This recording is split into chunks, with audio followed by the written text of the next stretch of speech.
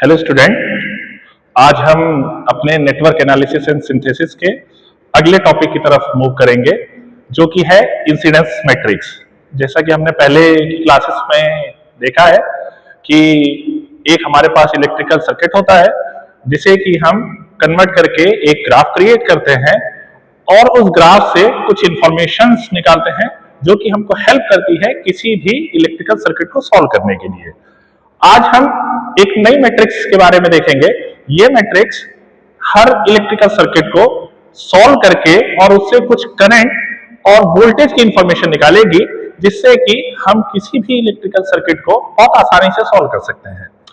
इस मैट्रिक्स को पढ़ने से पहले हम लास्ट में जो प्रीवियस लेक्चर्स में हमने डिस्कशन किया है उसकी हेल्प भी इस टॉपिक में लेंगे, जो कि ट्री है, को ट्री और oriented graph, non oriented graph है। हम लोगों ने लास्ट टाइम देखा था एक ओरिएंटेड ग्राफ होता है और एक नॉन ओरिएंटेड ग्राफ होता है। जिस ग्राफ में हम लोग किसी तरह का एरो या करंट की डायरेक्शन को शो करते हैं उसे हम लोग ओरिएंटेड ग्राफ कहते हैं। एक और टाइप था इसका नॉन ओरिएंटेड ग्राफ, एक ऐसा ग्राफ जिसमें हम किसी तरह की डायरेक्शन को शो नहीं करते हैं, उसे हम लोग नॉन ओरिएंटेड ग्राफ कहते हैं। तो जब भी हम लोग अपने टॉपिक को इंसिडेंस मैट्रिक्स को पढ़ने जाते हैं तो हम लोग यहाँ पर यूनिडायरेक्शनल ओरिएंटेड ग्राफ को कंसीडर करते हैं। इस ग्राफ में हमारे पास बेसिकली तीन चीजें होती हैं। पहला, जो भी कर्व हमको दिया जाएगा, जो भी सर्किट हमको दिया जाएगा, सबसे पहले हम उसको एक ग्राफ में कन्वर्ट करेंगे। ग्राफ में कुछ वर्टिसेस होंगी और कुछ ब्रांचेस होंगी। ब्रांचेस, जैसा कि लास्ट टाइम पे हमने डिस्कशन किया था कि किन्हीं दो पॉइंटों के बीच में एक पाथ होता है जिससे इंफॉर्मेशन और करंट एक पॉइंट से दूसरे पॉइंट की तरफ जाता है। सेकेंड, वो पॉइंट और नोड ये पॉइंट होते हैं जहां पर दो या दो से ज्यादा ब्रांचेस आके मीट करती हैं। थर्ड, आपका एरो दरअसल यहां पर करंट की डायरेक्शन को शो करता है कि किस पॉइंट से करंट पास हुआ है और किस पॉइंट तक करंट पहुंचा है। इन तीन की हेल्प से हम लोग सबसे पहले किसी भी इलेक्ट्रिकल सर्किट से एक ओरिएंटेड ग्राफ ड्रॉ करेंगे। जब हमारा ओरिएंटेड ग्राफ ड्रॉ हो जाएगा उसके बाद हम उसमें करंट की डायरेक्शन को शो करते हुए कुछ नोटेशंस का इस्तेमाल करेंगे। ये नोटेशन +1, -1 और 0 के टाइप में होगा। यहां पर जो भी हम लोग इंसिडेंस मैट्रिक्स लेते हैं, हम यहां पर एक चीज शो करते हैं कि जो भी मैट्रिक्स बनती है उसका जो रो का जो सम आएगा वो 0 आना चाहिए। इस चीज का ख्याल हम हमेशा रखते हैं। मतलब जितना भी इनकमिंग करंट है और जितना भी आउटगोइंग करंट है किसी भी जो लूप में बनाया जाएगा वो 0 होता है।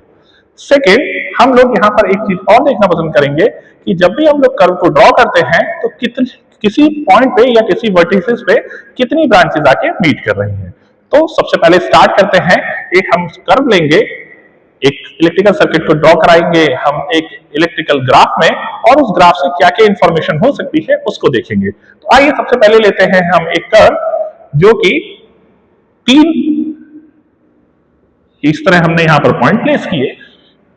जब हम इन पॉइंटों को मिलाते हैं और इसको एक रेफरेंस नोड और पॉइंट से मिला दें तो हमारे पास कुछ जो कर्व की टाइप आएगी वो इस तरह का ग्राफ ड्रॉ होता है।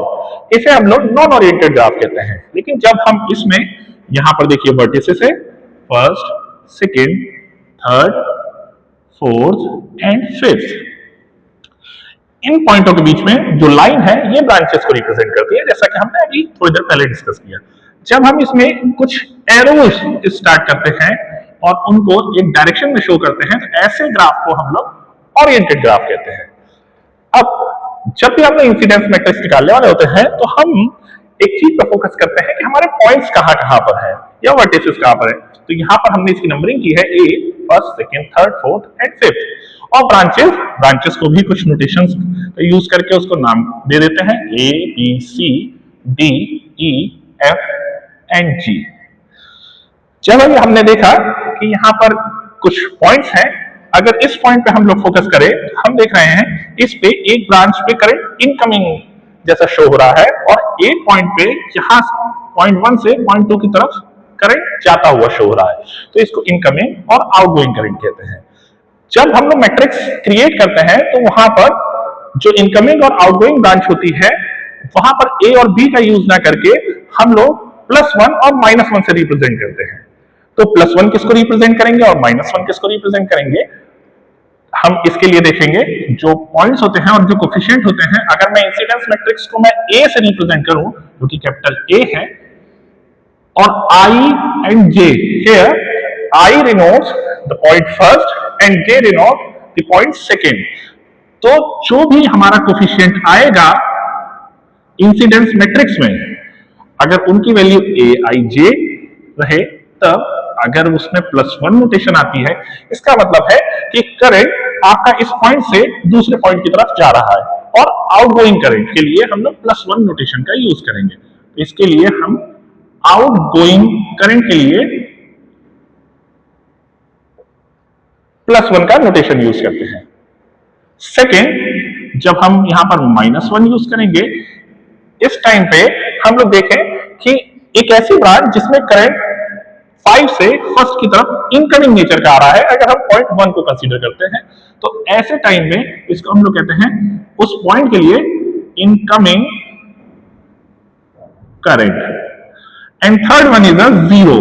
अब ये 0 कब आएगा, हम लोग ये देखते हैं कि इस पॉइंट पे बी ब्रांच और ए ब्रांच में या तो करंट आ रहा है या जा रहा है, लेकिन अदर ब्रांचेस जो हैं जी, डी, ई, एफ और सी, इनका किसी तरह का कोई कनेक्शन पॉइंट ए से नहीं है। तो अगर किसी ब्रांच का किसी पॉइंट के साथ कोई कनेक्शन नहीं है, उस टाइम के लिए वहां पर कोफिशिएंट 0 आएगा, मींस वहां नो कनेक्शन की शो होगा, और ऐसे टाइम पे हम लोग मैट्रिक्स क्रिएट करते समय वहां पर 0 का यूज करेंगे। तो सबसे पहले इंसिडेंस मैट्रिक्स अब देखें कि आखिर इंसिडेंस मैट्रिक्स है क्या चीज, क्यों यूज करते हैं। सबसे पहली चीज इंसिडेंस मैट्रिक्स की बात करते हैं। इंसिडेंस मैट्रिक्स एक तरह का रिलेशनशिप है जो कि हमारी ब्रांचेस और वर्टिसेस के बीच का जो इनकमिंग करंट है और वोल्टेज है उसके बीच का रिलेशन शो करती है। वहां पर हम कोफिशिएंट की हेल्प से +1 या -1 या 0 की हेल्प से हम लोग किसी भी पॉइंट पे कितना करंट आ रहा है या कितना करंट जा रहा है या कितना वोल्टेज उस पॉइंट पे, उसको कैलकुलेट करते हैं। सेकेंड, इसका यूज कहां पर है। सबसे पहले यूज हम लोग इसको इलेक्ट्रिकल सर्किट्स में करते हैं। इलेक्ट्रिकल सर्किट को सॉल्व करने के लिए इसका यूज हम लोग डिस्क्रीट मैथ में भी करते हैं। साथ में डेटा साइंस जो CS का एक सब्जेक्ट है, वहां पर भी सर्किट को सॉल्व करने के लिए और नेटवर्क को सॉल्व करने के लिए भी इस इंसिडेंस मैट्रिक्स का यूज किया जाता है। तो सबसे पहले हम लोग देखते हैं कि जो भी इंसिडेंस मैट्रिक्स है वो क्रिएट कैसे की जाती है। तो हमारा यहाँ पर फोकस सिर्फ 2 चीजों पर है, वर्टिसेस एंड सेकेंड ब्रांच। तो जब भी हम लोग इंसिडेंस मैट्रिक्स क्रिएट करेंगे जिसकी वैल्यू है I1J, जो कि 2 पॉइंट के बीच में होती है, यहाँ पर जो ब्रांच होती है आपकी, उसको हम लोग हॉरिजॉन्टल प्लेस करते हैं। ब्रांच के जितने भी एलिमेंट रहेंगे उसको हम लोग हॉरिजॉन्टली प्लेस कर देंगे, और जो पॉइंट्स होते हैं उसको हम लोग नोड या वर्टिसेस कहते हैं, जिसे कि हम लोग वर्टिकल प्लेस करेंगे। तो जो मैट्रिक्स क्रिएट होगी या जो रिलेशन आएगा मैट्रिक्स में ब्रांच और नोड के बीच में, उसी को हम लोग इंसिडेंस मैट्रिक्स कहते हैं। तो आइए देखते हैं कि ये मैट्रिक्स ड्रॉ कैसे की जाती है। तो अगर एक मैट्रिक्स की फॉर्म में अगर हम इस तरह देखें, तो हमारे पास जो पॉइंट है और जो नोड है, यहां पर देखिए first, second, third, fourth and fifth है। तो point first, second, third, fourth and fifth, जितने भी पॉइंट्स होते हैं उसको हम लोग वर्टिकली अरेंज कर लेते हैं, और जितनी भी ब्रांचेस हैं A, B, C, D, E, F, G, उसको हम लोग हॉरिजॉन्टली प्लेस कर देते हैं मैट्रिक्स के टाइप में। A, B, C, D, E, F and G। सबसे पहले हम लोग रिलेशन देखना चाहेंगे पॉइंट नंबर फर्स्ट पे कितनी ब्रांचेस आके जुड़ी हुई हैं और उसमें आने वाले करंट का नेचर क्या है। तो अगर हम यहां देखें कि पॉइंट 1 पे हमारी 2 ब्रांचेस A एंड B जो कि डायरेक्टली कनेक्टेड है, इसमें आने वाला या जाने वाला जो करंट रहेगा वो देखिए ये इनकमिंग करंट है, तो इनकमिंग करंट के लिए हम लोग नोटेशंस -1 यूज करेंगे। तो पॉइंट A पे A ब्रांच कितना करंट फ्लो करा रही है उसका वैल्यू -1 यहां शो कर देंगे। सेकंड देखेंगे जो बी ब्रांच है वो फर्स्ट से सेकंड की तरफ करंट को मूव करा रही है, इसका मतलब आउटगोइंग करंट है। तो आउटगोइंग करंट के लिए हमने नोटेशन का यूज किया है +1, मतलब फर्स्ट का रिलेशन जो ब्रांच के साथ है वो इस तरह का शो होगा। बाकी के ब्रांचेस देखें C, D, E and F, G, इनका कोई डायरेक्ट रिलेशन पॉइंट 1 से नहीं है। ऐसी कंडीशन में हम लोग थर्ड, सिनेरियो फॉलो करेंगे और 0 0 0 0 एंड 0 पेस्ट कर देंगे। सेम प्रोसेस हम लोग पॉइंट 2 के लिए फॉलो करेंगे। अब यहां पर देखिए पॉइंट 2 पे जब हम लोग फोकस करते हैं तो हमको दिखा कि यहां पर branch B, C, D and E का डायरेक्ट कांटेक्ट पॉइंट 2 से है, लेकिन पॉइंट ई का और एफ ब्रांच का कोई भी कांटेक्ट इसके साथ नहीं है। ऐसे टाइम पे ई एंड एफ का रिलेशन 0 कनेक्शन के थ्रू हम लोग सॉल्व करते हैं। +1 और -1 कब कब होता है इसको देख ले।